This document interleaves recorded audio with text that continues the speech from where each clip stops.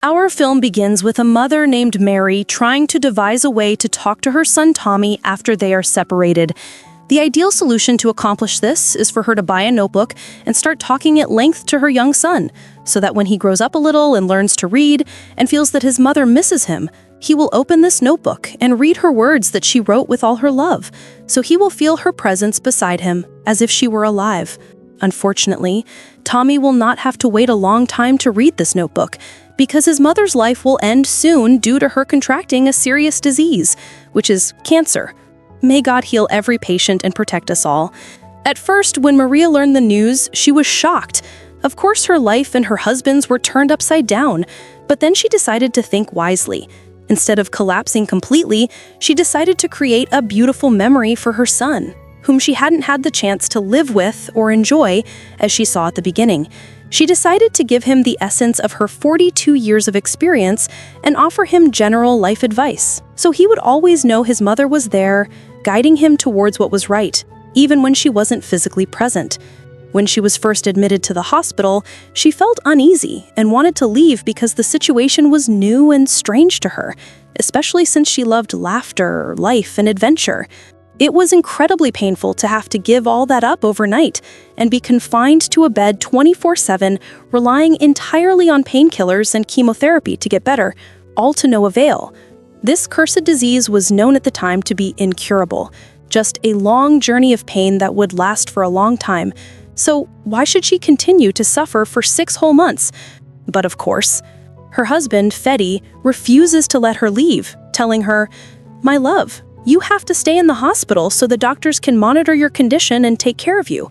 He tries to calm her down, support her, and offer her emotional support as much as he can, even though he himself needs support, comfort, and reassurance that everything will be all right. He tries to hold himself together in front of her and not show his weakness so as not to add to her suffering. To understand from the beginning how Maria discovered she had cancer, she tells us that Maria was trying to escape the psychological pressure, physical pain, and loneliness she was experiencing. She thought to herself, why don't I start posting on social media, especially Twitter? Maybe this will lessen the negative feelings I'm having right now. And indeed, Maria began posting one post after another, talking about her feelings and her journey with the pen, but in a lighthearted, somewhat sarcastic, and comedic way. Maria was surprised by the overwhelming sympathy from those around her. Even people she didn't know started commenting, praying for her recovery, and offering their support. This made her feel better, and her spirits lifted. On her first day in the hospital, Fedi decided to stay with her so she wouldn't be alone after leaving their son with their grandmother. A little while later, Fedi met Vinya, the head doctor at the hospital. Vinya seemed very kind and compassionate towards his patients. He sat with Fedi and explained his wife's condition, telling him that she had a tumor in her pelvis, pressing on her duodenum. It's very serious. Maria needs to stay in the hospital under our watchful eyes. He's worried sick and asks the doctor, "Isn't there any solution for what's going on, doctor?"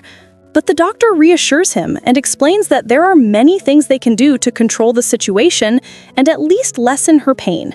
The next day, he takes Tommy to the hospital for his mother to see. Thankfully, Tommy isn't old enough to understand what's happening around him or even realize his mother is sick, which makes things easier for his parents, because they can't explain something like this to him, that she might pass away at any moment. When Maria sees him, she's overjoyed and hugs him and plays with him and tries to savor every second they spend together because she knows she's spending her last days with him. After a few hours, the doctor comes in, examines her, and asks about the pain she's experiencing. So she tells him that the pain is normal and not fatal yet, and asks him if she'll have to be anesthetized when the pain gets worse. She means by anesthetized, an injection given when someone decides to end their life by choice. This is a legal procedure in their country, but of course, it's not used for all patients. Most doctors only resort to it when the illness is serious, prolonged, and incurable. When her friends find out she's hospitalized because of her illness, they decide to gather and surprise her in her room with gifts to try and cheer her up as much as they can. And indeed, when Maria sees them, her spirits lift and she's overjoyed. He opens his phone's video camera and records everything, so he can show it to Tommy when he grows up and remembers his mother. He starts pointing the camera at each person present, asking who they are, what they do, and how they met Maria.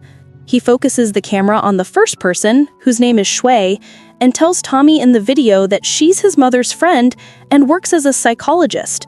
But Shui objects, saying, "I'm a life coach, my dear. Excuse me, ma'am, I'm sorry." He focuses the camera on the second, third, and fourth person, trying to document every detail for his son. He and Maria's friends try to change the atmosphere of sadness and gloom, replacing it with laughter and jokes. Maria herself encourages them in this, feeling happy and appreciative of everything good around her and very grateful to her husband for all his efforts to support her. At night, Maria opens her diary and tries to write new things in it to fill it before she passes away.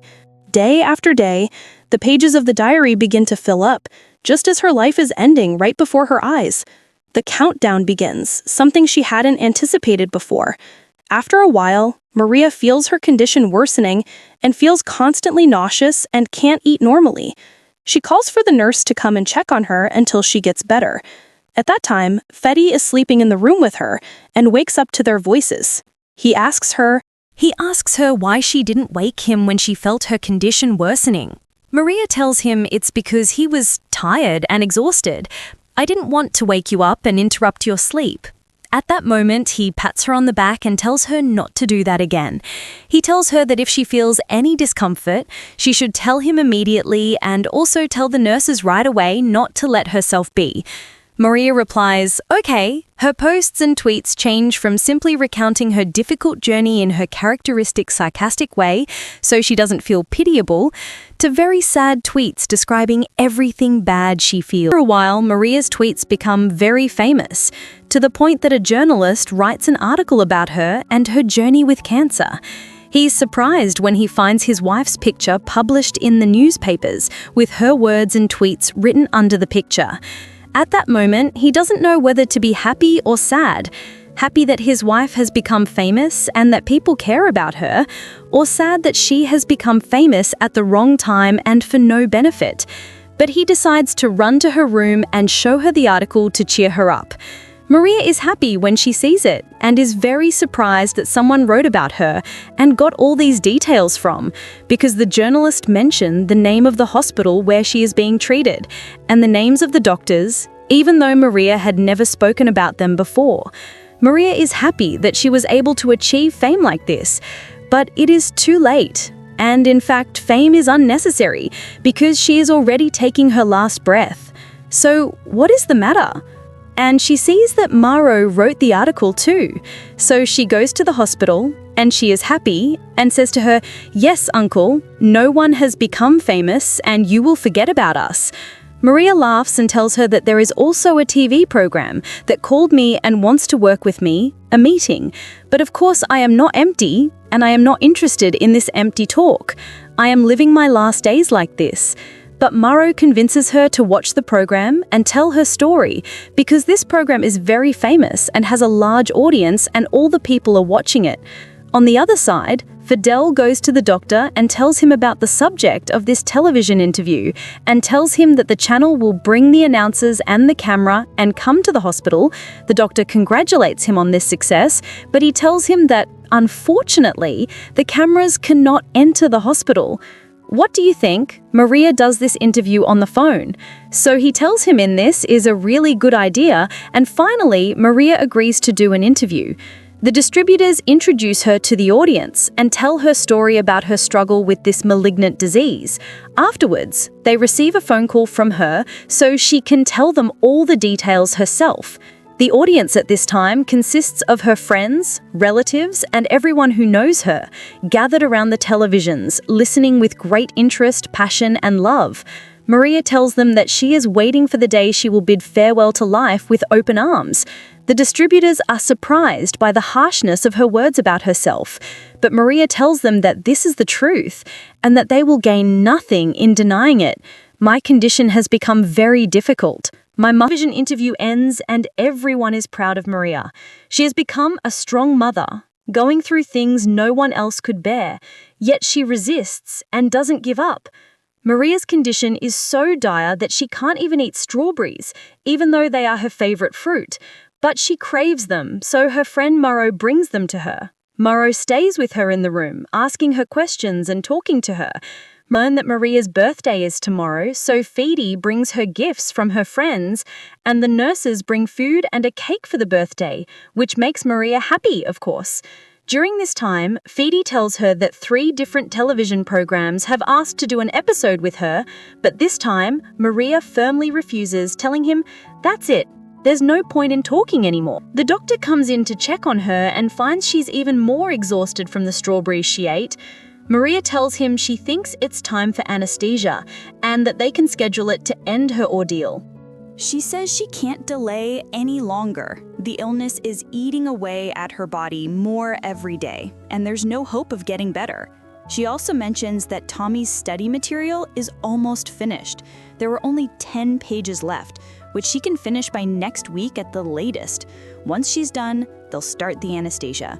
The doctor listens and tells her to take her time to think and choose a suitable time. To reassure herself, Maria asks if the anesthesia is painful or painful, but the doctor assures her it's nothing and that she'll be asleep without even noticing. He goes to her room with a new book as a gift, and Maria is overjoyed that her friend remembered her. That night, her husband comes to check on her and reassure her about their son. During their conversation, Maria tells him about the appreciation issue and says they need to set a date.